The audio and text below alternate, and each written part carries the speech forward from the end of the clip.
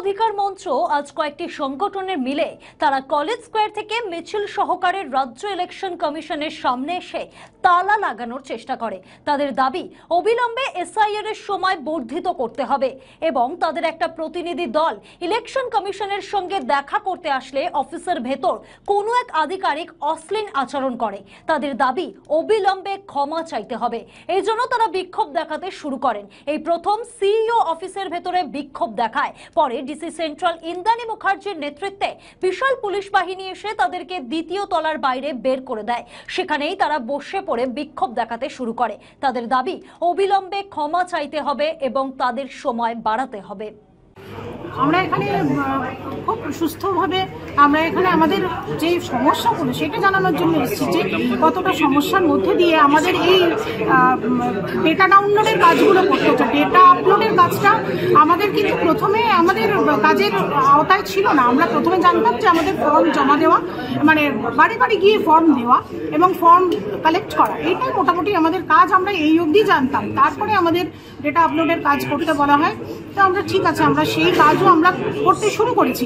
আমাদের একটা সময়সীমা আমাদের বাড়াতে হবে, আমরা সেটা জানানোর জন্য এসেছিলাম। এবং অ্যাপের মধ্যে যে ডিফিকাল্টিসগুলো আছে, যে প্রচুর প্রবলেম রয়েছে, সেই অ্যাপের প্রবলেমগুলোকেও কিন্তু সর্ট আউট না করলে আমাদের পক্ষে এইভাবে কাজ করা সম্ভব না।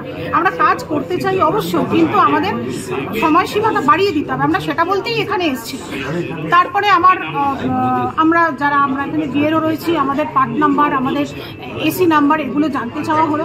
তার কিছুক্ষণের মধ্যেই আমার যে হোয়াটসঅ্যাপ রয়েছে, বিএলও হোয়াটসঅ্যাপ, সেখানে দেখলাম যে তলব করা হয়েছে যে এক্ষুনি ইলেকশন কমিশনের অফিসে যেতে হবে এবং সেখানে গিয়ে এনুমারেশন ফর্মসগুলোকে নিয়ে যেতে হবে। এবং তারপরে আমার কাছে কল আসে যে আপনি কোথায় আছেন, আপনি এক্ষুনি আধ ঘন্টার মধ্যে আসুন, নাহলে এই সোপাস হবে। তো এই ধরনের মানসিক চাপ আমাদের উপর সৃষ্টি করা হচ্ছে। তার জন্য আমরা অত্যন্ত ভীত, সন্ত্রস্ত। আমরা এইভাবে ডিপ্রেশনের মধ্যে চলে যাচ্ছি এবং আত্মহত্যা ছাড়া আমাদের হয়তো আর কোনো উপায় থাকবে না। যদি সময়সীমা বাড়ানো হয়, আমরা কিন্তু সুস্থ স্বাভাবিকভাবে, আমরা শিক্ষক শিক্ষিকা, আমরা ফাঁকিবাজ নই, আমরা কাজ করতে চাই, কিন্তু তার জন্য আমাদের সময়সীমা। আমাদের ভিডিও ভালো লাগলে লাইক ও শেয়ার করুন। কমেন্ট সেকশনে আপনাদের মতামত জানান। আরও ভিডিও পেতে আমাদের চ্যানেলটিকে সাবস্ক্রাইব করুন এবং প্রতি মুহূর্তে খবরের আপডেট পেতে প্রেস করুন বেল আইকন।